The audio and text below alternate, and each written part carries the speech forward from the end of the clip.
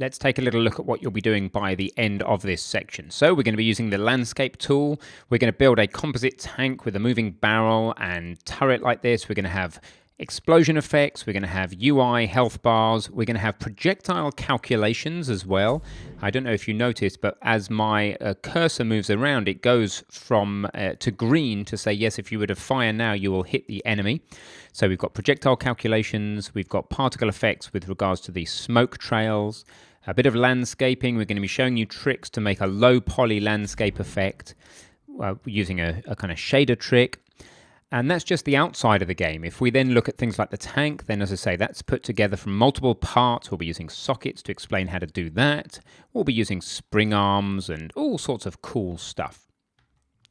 So that's the kind of rough overview of the game. It's just going to be an enclosed landscape like this, undulating landscape with AI tanks and AI mortars, which are going to be shooting at us, and we have to get our revenge by shooting back at them. Simple stuff, but a big step forward in your use of Unreal.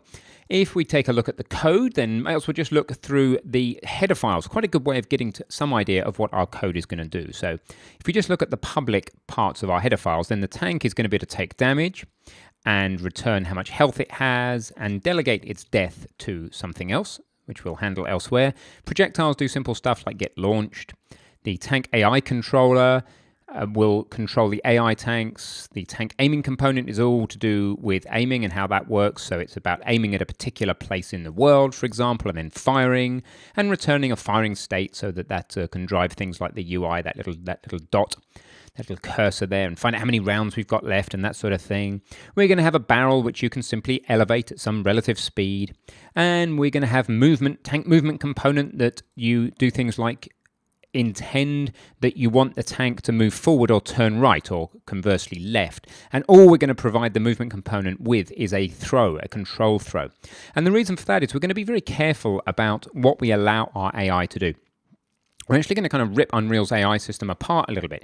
If you were to just let the AI drive those NPC tanks for you without doing anything clever, then they would just drive in a really non-physical way. So what we've done is said, no, whatever the player does with their controller in terms of controlling the aiming, this is, say, the aiming, for example, but the same thing happens with movement, then the AI tank must use exactly the same API. They both must talk to the tank in the same way. Now, it may go and delegate that behavior to the aiming component and then maybe even some blueprints involved, but when we get to binding to the actual assets, i.e. when we attach to the barrel and to the turret.